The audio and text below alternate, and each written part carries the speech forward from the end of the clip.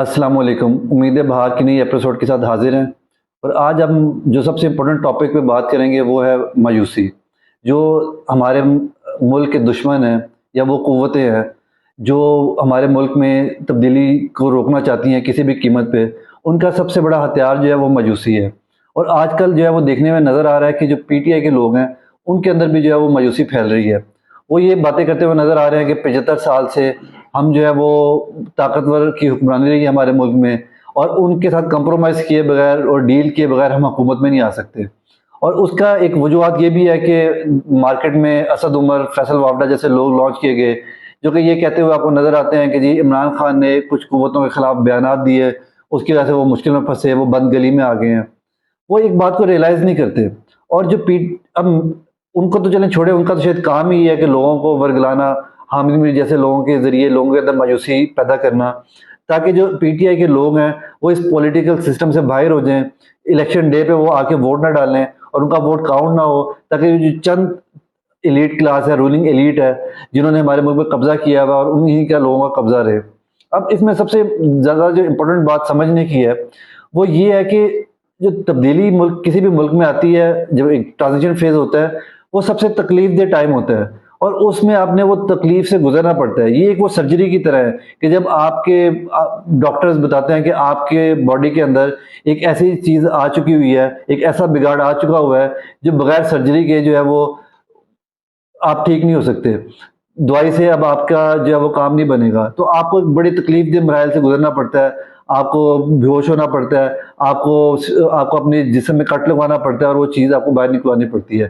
اسی طرح اب ہمارے ملک ہے، ہمارا ملک 75 سال سے غلط ڈائریکشن میں جا رہا تھا، اور اب ایک یہ ٹائم آیا ہے۔ اور جو یہ تبدیلی ہوتی ہے، یہ تبدیلی کسی بندے کے ہاتھ میں نہیں ہوتی، یہ ہمیشہ اللہ کے ہاتھ میں ہوتی ہے کامیابی۔ لیکن آج میں جو ڈسکس کرنا چاہتا ہوں آپ لوگوں کے ساتھ، وہ میں یہ انڈیکیٹرز ڈسکس کرنا چاہتا ہوں۔ جو اوورسیز پاکستانی ہے وہ ہمیں میسیجز آتے ہیں اور وہ بڑے ڈس اپوائنٹ ہیں، انہیں لگتا ہے شاید اب کبھی تبدیلی نہیں ہمارے ملک میں آ سکے گی۔ میں انہیں یہ بتانا چاہتا ہوں، اور ہمارے پاکستانیوں کو، یہ جو ادھر رہتے ہیں ان کو یہ بتانا چاہتا ہوں کہ ہمارے ملک میں تبدیلی آ چکی ہوئی ہے۔ اگر آپ باہر نکلیں، دیکھیں تبدیلی کے لیے جب آپ نے گیج کرنا ہے تو آپ نے کبھی بھی پولیٹیسائز لوگوں سے گیج نہیں کرنا۔ ملک میں جب بھی کسی بھی معاشرے میں تبدیلی آتی ہے تو وہ اے پولیٹیکل لوگوں سے آتی ہے، کیونکہ ان کا جو چنک ہوتا ہے وہ سب سے زیادہ امپورٹنٹ ہوتا ہے۔ اگر وہ لوگ سمجھ جاتے ہیں، دیکھیں اے پولیٹیکل لوگوں کا تو خاص ڈی این اے ہوتا ہے، اور ان کو تو سمجھ جو ہے وہ آپ دیکھیں کہ بھٹو دور میں بھی تھی۔ اگر آپ بھٹو دور میں دیکھیں تو حبیب جالب تب بھی تھا، ضیاء کے دور میں بھی حبیب جالب تھا، لیکن وہ آوازیں بڑی کم تھیں۔ میجورٹی جو آوازیں تھیں وہ طاقتور کے ساتھ چلنے والی آوازیں تھیں، اسد عمر ٹائپ اور فیصل وافڈا ٹائپ کی آوازیں تھیں، اور انہوں نے اس ٹائم کے لوگوں نے جو ہے ان کو سنا، اور وہ جو ہے وہ بھٹو کے ساتھ جو بھٹو کے خلاف جو موومنٹ چلا رہے تھے، جب ضیاء الحق آیا تو وہ لوگ ان کے ساتھ شامل ہو گئے۔ انہوں نے اصول نہیں دیکھا، انہوں نے ہوا دیکھی اور طاقتور لوگوں کو دیکھا۔ لیکن اب ہمارے معاشرے میں چینج کیا آ گیا ہے؟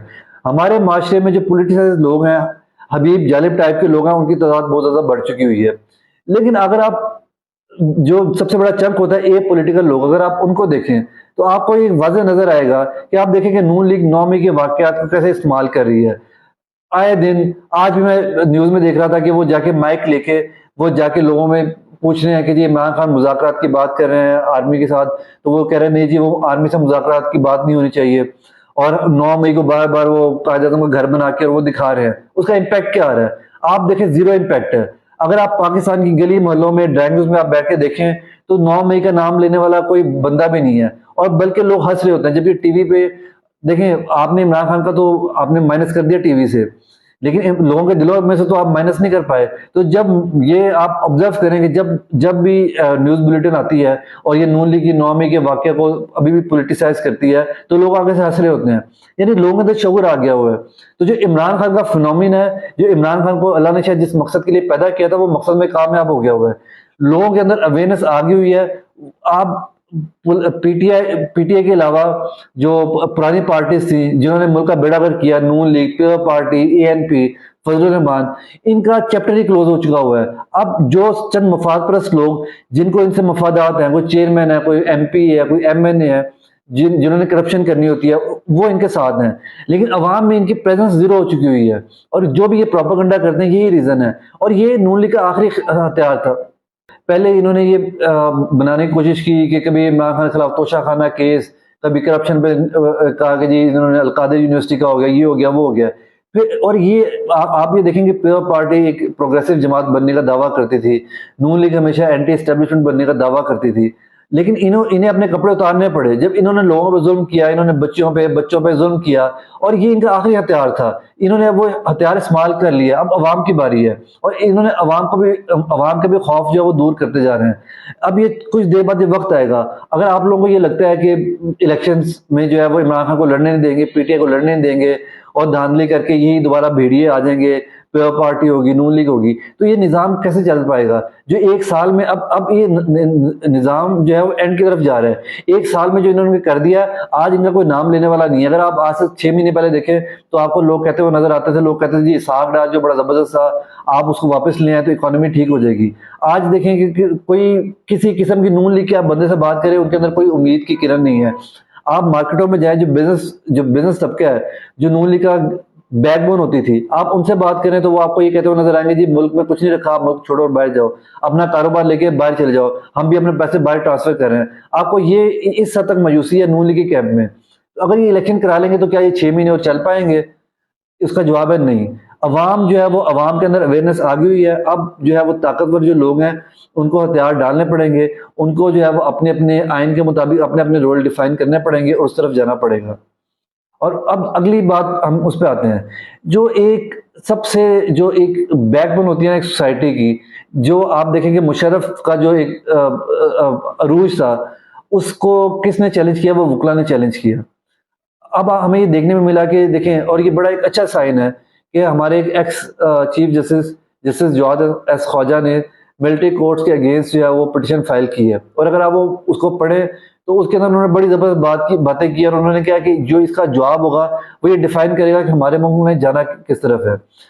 آپ یہ دیکھیں گے وکلا میں 2 طرح کے گروپ تھے، باہر کی پالیٹکس سے ہوتی تھی، ایک حامد خان گروپ اور ایک آسما جہانگیر گروپ. لیکن ان کے اندر ایک چیز کامن تھی، یہ سب لوگ اینٹی اسٹیبلشمنٹ تھے. کبھی حامد خان گروپ جیتتا تھا، کبھی آسما جہانگیر گروپ جیتتی تھی. اور نون لیگ نے کیا کیا ہوا تھا؟ نون لیگ نے آسما جہانگیر گروپ کے اوپر فنڈنگ کی ہوئی تھی. انہوں نے ان میں سے ایک بندے کو جو ہے وہ جس طرح جو ہمارے وزیر قانون ہے ترڑ صاحب، انہوں نے ان کو نوازا. پھر انہوں نے بعد میں بڑی انویسٹمنٹ کی، ان کو فنڈنگ کی. اور وہ آپ کو نظر آتا ہوگا کہ وہ ٹی وی میں پاکستان بار کونسل کے لوگ آپ کو بیٹھ کے حکومت کو ہر معاملے میں جب بھی یہ آئین توڑتے تھے ان کے پیچھے کھڑے ہوئے نظر آتے تھے. اب آپ دیکھیں گے کہ انہوں نے اپنے آپ کو ایکسپوز کر دیا ہے کہ وہ لوگ بھی جن پہ ان کے احسانات ہیں، وہ لوگ بھی اب جو ہے وہ ان کی ہمت پہ جواب دے گئی ہے. اب آپ کو نظر آتا ہے کہ پاکستان بار کونسل کا کوئی بھی نمائندہ بیٹھ کے ملٹری کورٹس پہ نون لیگ کو ڈیفینڈ کرتا ہوا آپ کو ایسن بون نظر نہیں آئے گا، اور باقی جو لوگ تھے وہ بالکل آپ کو نظر نہیں آئیں گے. تو اب وکلا کی آپ کو ایک موومنٹ کے اشارے نظر آ رہے ہیں، اور اس کا پریشر کس پہ جائے گا؟ ججز پہ جائے گا. جو ججز جسٹس بندیال جیسے جج جن کو سارا کچھ نظر آ رہا ہوتا ہے، وہ اپنی مجبوریوں میں کمپرومائز کرتے ہیں، ان پہ پریشر پڑے گا. اور نون لیگ کی جو امید کی کرن ہے جسٹس فائز صاحب، میرے خیال میں جو ہے وہ اب حالات جس طرف جا رہے ہیں وہ بھی ان کا بوجھ برداشت نہیں کر پائیں گے. کیونکہ جب ان کے وکلا کمیونٹی سے ان کے اوپر پریشر پڑے گا کہ آئین کے ساتھ کھڑے ہونا ہے، تو وہ نون لیگ کا بوجھ نہیں برداشت کر پائیں گے. اور وہ جو طبقہ جو ہے وہ کھڑا ہونا شروع ہو گیا ہے. اور اس کے پیچھے کیا ریزن ہے؟ اس کے پیچھے یہ ریزن ہے کہ نون لیگ نے، دیکھیں ہوتا ہے کہ ہمارے سوسائٹیز میں ہم جب کسی کے لیے باعث بھی ہوتے ہیں، یعنی آپ جج ہوتا ہے، جج کے سامنے کوئی ایک ملزم پیش ہوتا ہے اور جج اس کے لیے باعث ہوتا ہے اور جج نے اس کے حق میں فیصلہ دینا ہوتا ہے. لیکن اگر وہ مجرم جو ہے وہ جج کے سامنے ہی قتل کر دے تو جج کے لیے سارے راستے ختم ہو جاتے ہیں کہ وہ اس کو فیور دے سکے. تو نون لیگ نے بیسیکلی اب سر عام قتل کرنا شروع کر دیا ہے. پہلے تو چھپ کے وار کرتے تھے نا، اب تو آئین سر عام انہوں نے قتل کرنا شروع کر دیا، آئین کا ملٹری کورٹس کی باتیں کرنی شروع کر دی ہیں. اب ان کے سامنے ان کے ساتھ نہ عوام ہے، نہ ان کے ساتھ جو ان کے پیڈ لوگ تھے وہ ہیں. اب اگلی بات جو ہے وہ آپ اسد عمر جیسے لوگوں کی، ہم اس پہ بات کی طرف آتے ہیں. دیکھیں عمران خان کو اب ایک چیز جو ہے نا وہ سمجھنی چاہیے کہ جو کچھ غلطیاں عمران خان کی بھی تھیں. عمران خان کی یہ غلطیاں تھیں کہ عمران خان جو ہے وہ ہمیشہ سے جو ہے وہ نون لیگ کو کے سامنے اس نے ڈی سے اپنا گول کیپر سائڈ پہ کر دیا. اپنا اسد عمر کی کچھ باتیں تو ٹھیک تھیں، عمران خان کو جو ہے اپوزیشن لیڈر اپنا لانا چاہیے تھا تاکہ یہ 2 نمبر چیئرمین نیب نہ آتا. جو الیکشن کمیشن کے 2 ممبرز آئے ہیں اور وہ نہ آتے، اگر وہ نہ آتے تو چیف الیکشن کمیشن کو آزادی نہ ملتی اتنی کہ وہ جو مرضی کرے. آپ نے کراچی کے الیکشن میں دیکھا اور باقی ضمنی الیکشن میں دیکھا. تو دوسرے نمبر پہ عمران خان نے اگر پنجاب کی گورنمنٹ توڑی تھی، اچھی بات ہے انہیں ایکسپوز ہوئی ہے اس سے، لیکن کے پی کی گورنمنٹ نہ توڑتے، تاکہ وہاں پہ کے پی کی میں یہ جو نون لیگ نے جب ظلم کرنا تھا تو لوگوں کو کے پی کے میں جا کے وہاں پہ لوگ روپوش ہو جاتے اور وہاں کی گورنمنٹ ان کو پروٹیکٹ کرتی. تو یہ باتیں تو ٹھیک ہیں. اب عمران خان کو اپنی ان غلطیوں سے سیکھنا چاہیے. عمران خان کو ابھی سے کورنگ کینڈیڈیٹس جو ہیں ان پہ ورکنگ شروع کر دینی چاہیے. اور وہ کورنگ کینڈیڈیٹس جو ہے وہ جو لائرز ہیں، ہمیں بڑے زبردست لائرز نظر آئے جو پی ٹی اے کے اندر لائرز ہیں جو عمران خان کے مقدمے لڑ رہے ہیں، وہ کھل کے بات بھی کرتے ہیں. وہ ایک مروت صاحب ہیں اور باقی لوگ ہیں. پھر وہ لوگ 10,000 پی ٹی اے کارکن جو کہ اس گرمی کے جون جولائی کی گرمی جس میں انسان اپنے گھر کے اندر بھی آپ کے اندر بیٹھنا جو ہے وہ محال ہو جاتا ہے، وہ لوگ ان کو سلام ہے ان کی عظمت کو کہ وہ جیلوں میں جیل کاٹ رہے ہیں اور انہوں نے ویڈیو نہیں بنائی. یعنی ان لوگوں کی کوئی قیمت نہیں ہے. وہ لوگ ہیں جیسا نبی صلی اللہ علیہ وسلم کے پاس حضرت بلال تھے جو ریت کے اوپر لٹا دیتے تھے تو تب بھی وہ اللہ کا نام لیتے تھے. یعنی ایک نظریہ تھا جو ان کو ڈرائیو کرتا تھا. تو عمران خان کو اس طرح کے لوگوں کو ہر حلقے میں اعلان نہیں کرنا چاہیے. ان لوگوں کو عمران خان کو تیار کرنا چاہیے. ان کو بتانا چاہیے کہ یہ ٹکٹ وہاں یعنی اگر پارٹی بھی بین ہو جاتی ہے، یہ ایز اے انڈیپینڈنٹ کینڈیڈیٹ وہاں پہ اپلائی کریں اور پھر پارٹی اس ٹائم اناؤنس کر دیں کہ یہ ہمارے کینڈیڈیٹس ہیں. تو اس میں بیسٹ چوائس جو ہے وہ وکلا، یہ کارکن جو نظریاتی کارکن ہے، اور تیسرے نمبر پہ جو ہے وہ آئی ایس ایف کے ممبرز. ملک میں دیکھیں ایک آپ لوگ، اور دوسرے اینڈ پہ میں بات کرنا چاہوں گا کہ پی ٹی آئی کے لوگ اس میں بھی تھوڑا ڈس اپوائنٹ ہوتے ہیں کہ جی ہمارے سارے کینڈیڈیٹس ٹوٹ کے جا رہے ہیں تو الیکشن لڑے گا کون. دیکھیں آپ ایک بات ذہن میں رکھیں، ان لوگوں کے ساتھ یہ جو مفاد پرست جو رولنگ ایلیٹ سے بلانگ کرتے ہیں، ان لوگوں کے ساتھ عمران خان جیت کے دوبارہ پرائم منسٹر بن بھی جاتا ہے تو کوئی فائدہ نہیں. 2018 والا حال ہی ہونا ہے. ہمیں اور نئے بزدار علیم خان اور ترین نہیں ملیں گے. ہم ملک میں تبدیلی نہیں آئے گی. ملک میں تبدیلی تب آئے گی جب مڈل کلاس اور اپر مڈل کلاس سے لوگ اٹھیں گے اور وہ ایم این اے اور ایم پی ایس بنیں گے، کیونکہ ان کے پاس ایک نظریہ ہوگا اور اس کی کوئی قیمت نہیں ہوگی. وہ اپنے خاندان کے ساتھ بھی کوئی فیور نہیں دیں گے. وہ پھر ایسا نہیں ہوگا کہ جب ان کی شوگر مل کی باری آئے گی تو وہ کہیں گے اور قانون ہونا چاہیے. جب کسی کی انڈسٹری کی باری آئے گی یا وہ کہیں گے جی آپ نے ریفارمز لانے ہیں. ترین کیا کہتا تھا کہ آپ نے ریفارمز لانے ہیں تو ریئل اسٹیٹ میں لے آئیں پر شوگر میں نہ لے کے آئیں. علیم خان کہتا تھا جی آپ نے ریفارمز لانے ہیں تو ریئل اسٹیٹ کو ایمنسٹی دے دیں لیکن باقی ساری انڈسٹری میں آپ ریفارمز لے آئیں. تو ایسے ملک میں کبھی تبدیلی نہیں آئے گی. تبدیلی عام کارکنوں سے اور نوجوانوں سے آئے گی. اور عمران خان کو اب ان کورنگ کینڈیڈیٹس کی سلیکشن کرنی چاہیے، ورنہ پھر الیکشن میں وہی ہوگا کہ پارٹی بین ہوگی، کینڈیڈیٹس جو رولنگ ایلیٹ سے بلانگ کرتے ہیں وہ سارے توڑ دیے جائیں گے اور پھر یہ الیکشن جیت جائیں گے. تو عمران خان کو میدان بالکل نہیں خالی چھوڑنا چاہیے. 1985 میں یہی غلطی بے نظیر نے کی تھی اور وہ ساری عمر اس نے وہ پچھتائی تھی. تو عمران خان کو سیکھنا چاہیے اور ابھی سے اپنے کینڈیڈیٹس جو ہے وہ گورننگ کینڈیڈیٹس اناؤنس نہیں کرنے چاہیے پر ان کو تیار کر لینا چاہیے. اور جب بھی موقع آئے تو وہ الیکشن لڑے. اور جب الیکشن ڈے ہوگا اس دن یونین کونسل لیول تک جو ہے وہ لوگ پولیٹیسائز ہوتے ہیں اور وہ پھر عوام کا ریلا آئے گا تو پھر 4 لاکھ 5 لاکھ 7 لاکھ لوگ جو ہے نا وہ کروڑوں عوام کے آگے نہیں کھڑے ہو پائیں گے اور وہ ریت کی دیوار ثابت ہوں گے. اسی کے ساتھ اجازت دیجیے. شکریہ.